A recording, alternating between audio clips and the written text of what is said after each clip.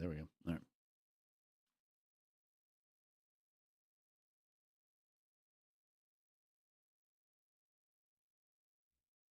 All right, we're good. And action, off we go. Welcome to Here's Your Freaking Podcast with the JLNKShow. As always, thanks for joining us. We appreciate that. You can stay up to date all things JLNK easily by heading over to JLNKShow.com. What do we got coming up on the podcast today? We're going to talk about cheating. We're going to talk about the top nation on the planet when it comes to cheating. We're going to talk about why people cheat. We're also going to talk about some first date stuff, things you should never do on a first date. We kind of touched on this on the terrestrial show earlier today, but we're going to get a little more specific. Creepy things that women do that give guys the willies. Where did this come from? Undressing me with their eyes, With their a thirsty gaze. peep in the peen. Hey, my eyes are up here, ladies. My eyes are up here. We'll talk about a man's guide to climax etiquette. And then we'll take a look at those two OnlyFans girl, the Lily Phillips and the Bonnie Blue. They're upping their game a little bit in their porno war. So we'll find out what's on the horizon for these two. All right. As Americans, we love being number one, right? Yeah. We're not number one in much anymore, but every once in a while something does come down and we find out that, hey, at least we're still good at something. The United States is number one when it comes to cheating. According to a new survey, countries with the most infidelity. What? See, I would have thought that France would have been number one because they always say it's like socially acceptable to have a mistress. Mm-hmm. So or maybe have a lady. Maybe they don't count that as infidelity. Maybe it's what your definition of infidelity is. Like if you wanted to bring on another woman, your wife would call it what? Infidelity. If your wife wanted to bring in another man, what would you call it? Infidelity. I thought cuckolding, but No. whatever. So maybe they're a little more fluid, in who they're sleeping around with over there. So maybe they don't consider that to be cheating. But when it comes to what's considered to be cheating, America leads the charge. Okay. They also found that what percentage of Americans at some point in their life stepped out. Ooh. This number's way higher than I thought it would be. You always think, what, 50-50?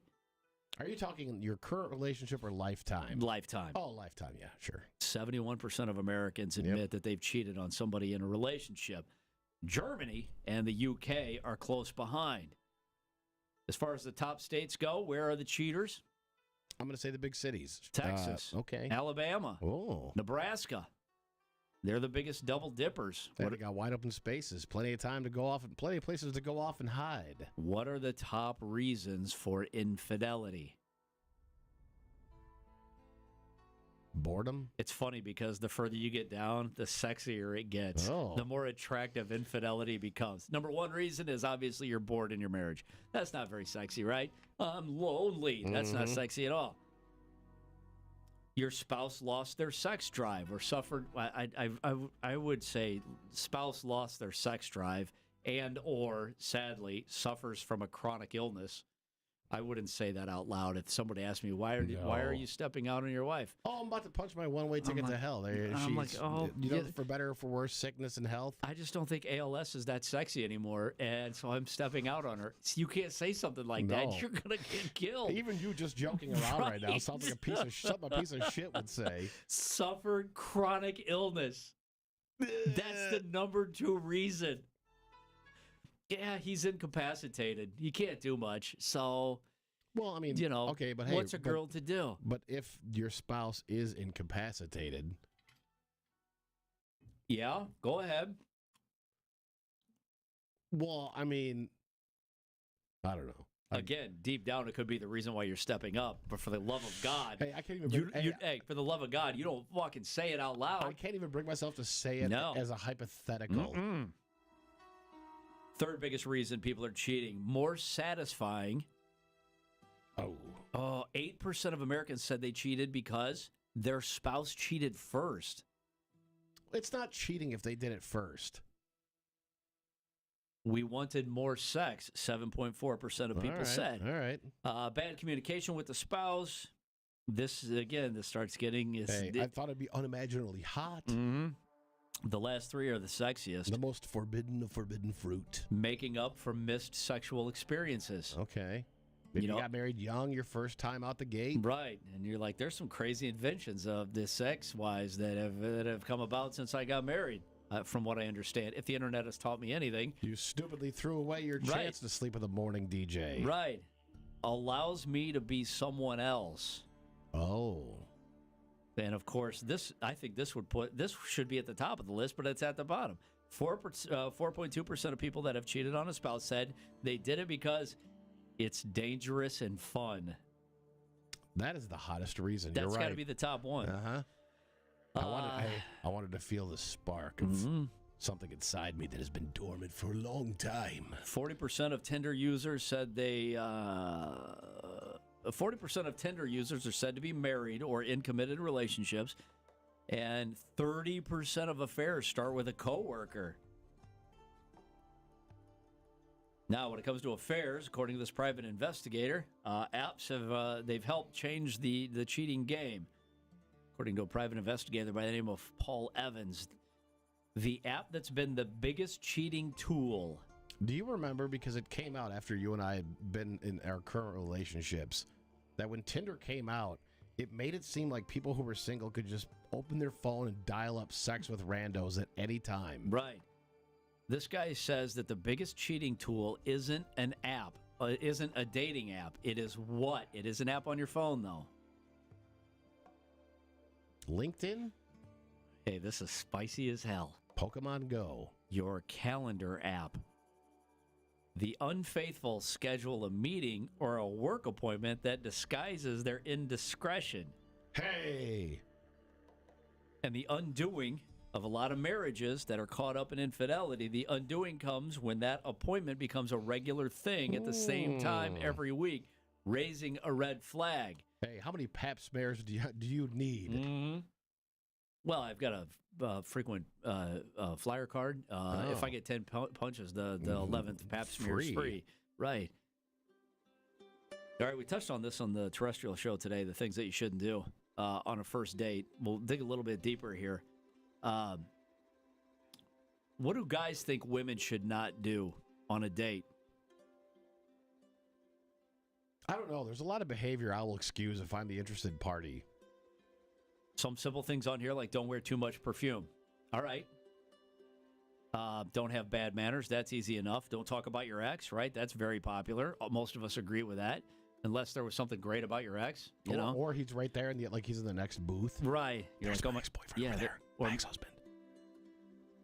I mean, you can't completely run the guy down, right? Because, then you feel weird. If somebody's bad-mouthing their ex because he's a huge fucking loser or she's a huge fucking loser, what does that make you feel like? Well, all I can get is people who've had fucking losers. That, or I'm going to be the next guy she talks about like this. Yeah, I don't care about that, but I just want to think that I can do better than somebody that dates losers, right? Yeah. You seem to have a pretty steady flow of losers here. I would like to think I'm different than that. You know who picks losers? Fucking losers do. Losers. I like this one. Things not to do on a date. Don't take photos of the food. Don't take photos of the restaurant. Don't take pictures so you can post them up of the menu. Hey, what if you scroll through your news feed and you see that she's posting a picture of dinner? She's like totally mid-food, not having a good time. Mm-hmm. Don't things not to do on a first date. Don't be negative. Don't unload all your trauma. I like this one too. I don't think I necessarily agree with this though. Don't bring up rich or famous guys you've dated. It's not impressive. Oh, that's not true. What if she's dated Charlie Sheen? I'm like, I need to know this. I think you should disclose that information. I don't want AIDS. Yeah. Be safe. I don't want AIDS. Please. Or she's like, I fucked half of the Insane Clown Posse. I would say, well, you have to tell me which half. If it's the little guy, then I'm sorry. I have to go. Yeah. If it's the big guy, then, hey, I'm right in your strike zone. Yeah, that dude's pretty funny. The big guy's kind of funny. I don't know. I guess it depends on who's the rich or famous guy. Rich guys I don't care about because I probably don't know who they are. But if they dated someone famous, I think that'd be kind of cool. She's like, I dated John Candy. I'm like, holy shit, get out of here. Really? You dated John Candy? You're 78 years old? I want to hear all those stories. Things women shouldn't do on a first date. Don't go into detail about crazy, wild pasts, even if you've changed. Don't smell like fake tan. What does fake tan smell like? I don't know. I know what it looks like. Don't sit on your phone. Don't show up drunk. Hey. You're like, I'll just have a quick drink to pregame. And then you're like, how many drinks can I get in before the Uber shows up? And you're like, well, I'm Ubering it to the date, so we know there's a red flag. I'm like, God damn it. Now I have to play babysitter. Don't still have photos of your ex on Instagram, especially couple shots. No, if they're buried in the back, leave them in the back. Yeah, who cares? Like, yeah, who gives a shit?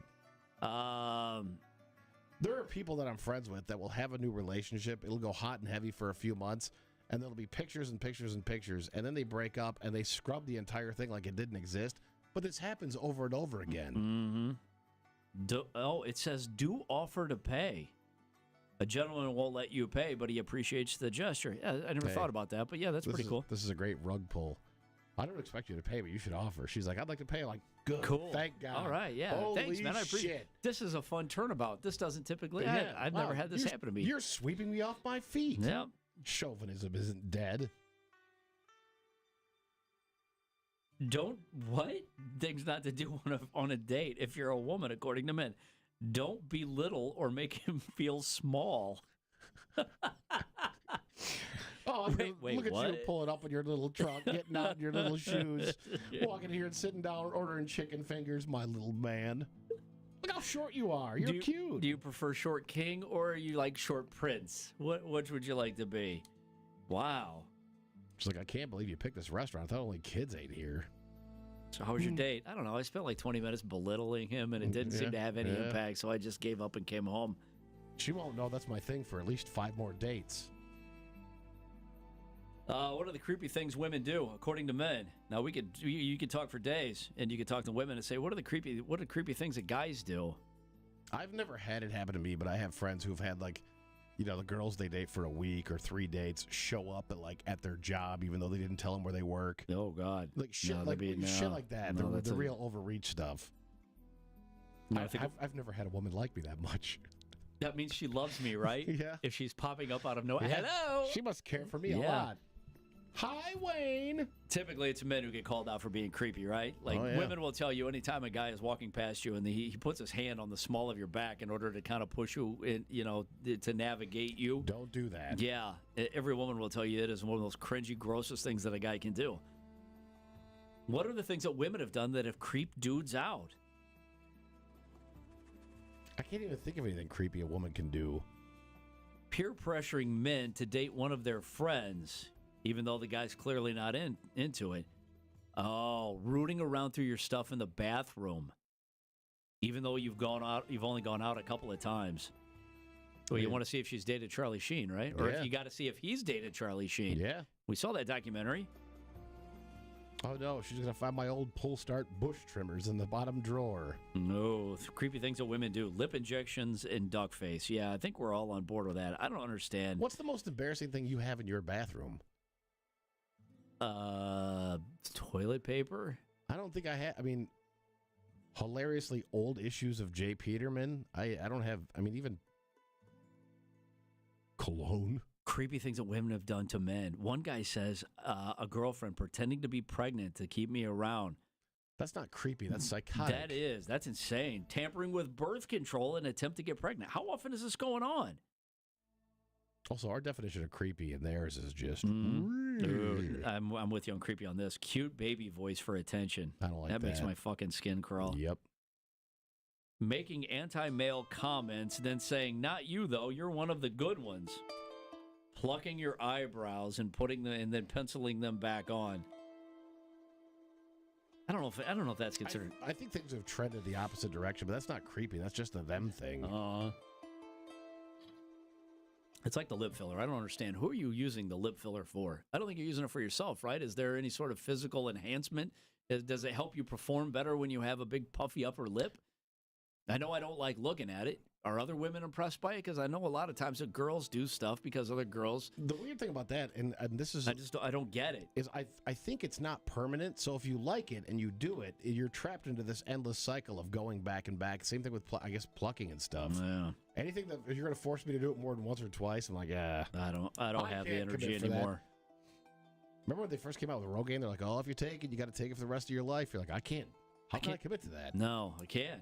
That becomes another monthly expense. That becomes another subscription. A man's guide to climax etiquette. How would you say that your post-sex? What's your post-sex game like? Oops.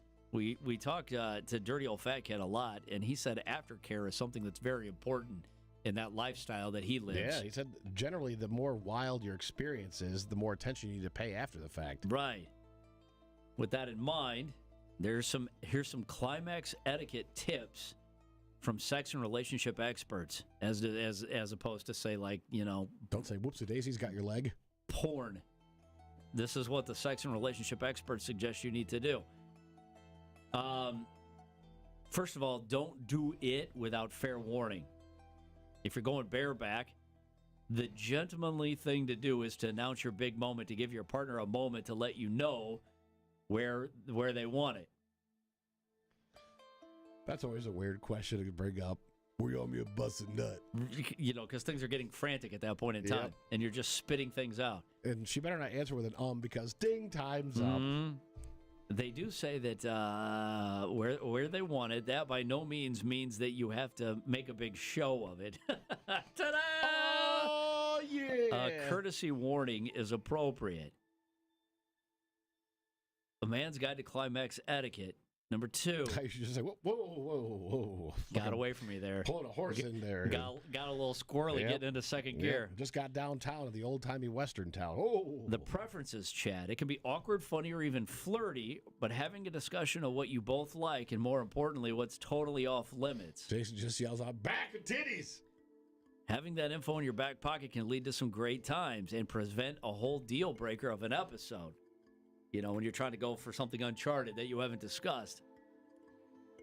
I was just hoping you were into it. I was taking a chance. That Chappelle bit. Check this box for anal. No, yep. That's pretty standard. Warning.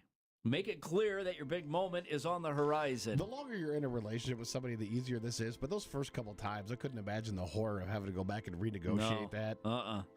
So, do you care if I...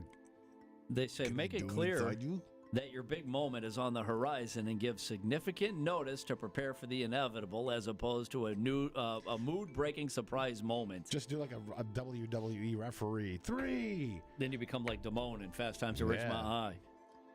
And then here's that aftercare thing that Dirty Old Fat Kids are always talking about. Part of your aftercare ritual should always involve conversation to keep the intimacy flowing.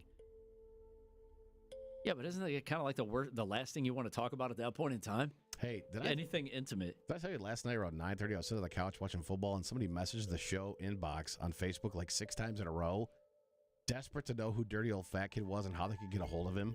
Really? Yeah, and I said, I'm not going to give you his name, but here's his X handle. You can find him. He's all public. She's like, great.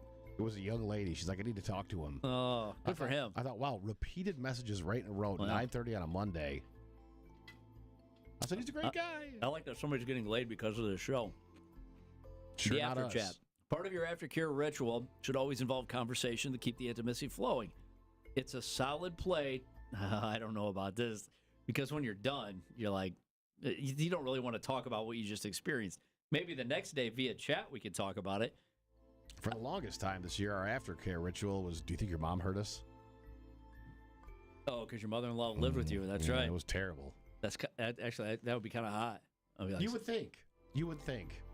I mean, if I was sleeping with your wife and your mother-in-law was down the hallway, I think that would be a pretty hot question. I'd be like, do you think your mom hurt us? Hey, as a man I'd be like, do you think Warren hurt us? As a man who's been there, I can tell you that making direct eye contact with your mother-in-law 10 minutes after you've busted a nut, it's not hot at all. It is the worst. You're like, she knows. They're like, there's no way she could know that. You're like, oh, she knows. She probably smells it, you little fucking pervert. You walk out of the room with a towel wrapped around your waist, you high-five her. You're like, yeah, what's up? What's up? Sex? Totally doing it. Totally doing sex. I did sex stuff a minute ago. Yeah, no, you would think it's hot, but it is not. It's not like the movies lead you to believe. What movies are you watching where people are... Well, they're short films. Very short. They say the after chat, it's a solid play to talk about what you just shared, what you enjoyed, and what you would like more of next time. I want more of your mother-in-law listening. Nah. Nope. All right, here we go. The Bang Wars are on again. OnlyFans, Lily Phillips and Bonnie Blue are trying to one-up each other again. Remember, they were trying to see how many dudes they could fuck in 24 hours, right? These are the two girls that were going back and forth, seeing what kind of quantity they could put together. Lily Phillips has now announced her intention to provide mouth love to completion while skydiving. I mean, if there was anything that was going to get me to skydive, that would which be it's low on my list of things I want to do, but that might speed it up. She says she's been in touch with a male performer who's into skydiving.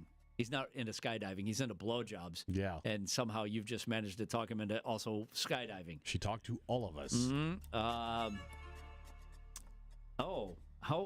Well, she said she's been in contact with a male performer who's into skydiving and might be able to deliver under the pressure.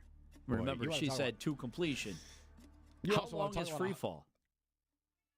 I thought it was way longer than this. Was it like 3 minutes? That's what I would have gone 3-4 minutes. You get 1 minute. Oh, that means 8. You got to start on board. Get a little bit worked up. Might be able to deliver under the pressure of a 1 minute free fall. Imagine you're out bird watching with your son or something. You go, what's that over there? You look up, you're like, oh my God, it's a woman blowing a guy falling out of the sky. Mm-hmm.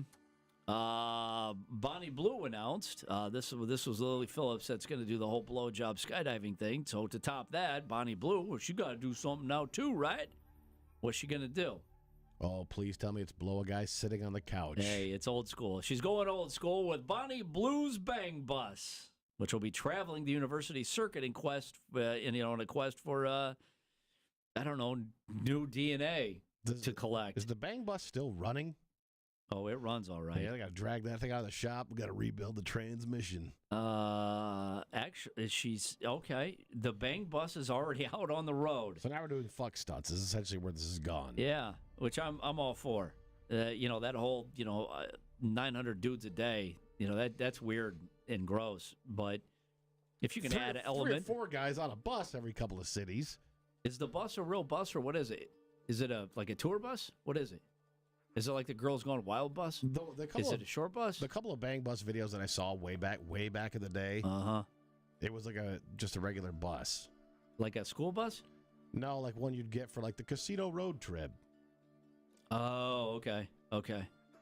But then I know that eventually, as their series of videos wore on, any vehicle qualified as a bus. Station wagon, Ford Econoline van, the GMC Van Dura. The Bonnie Blue Bang Bus is already on the road, making its way through England right now. As a matter of fact, they had a stop in Sheffield last week, followed by Nottingham, Oxford, Cambridge, and London. It's not known how often the bus is... how often do you think you got to clean that bus? You got to clean it every time? Every day. Is it like a hotel room? You got to call the people in? We'll say with any success, if Bonnie Blue's Bang Bus has any sort of success, there's an opportunity you may be able to see it stateside soon. Oh. So you may get your opportunity. So there you go. There's the podcast for this week. That bus pulls into your college campus. What do? You pretend like you've never fucking seen it. You're like, ooh, that's a weird bus. What is this? Door opens up, smoke pours out. Come on in, young man. It's like a Guns N' Roses video. Yep. I'm like, man, I've never seen anything like this before. Who's behind the wheel of that bus? Smell like bleach in here. Ugh. All right, well, there's the podcast for you. Thank you again, as always, for checking it out. We appreciate it. Stay up to date all things JLNK, obviously, by heading over to JLNKShow.com. And we will see you next Tuesday.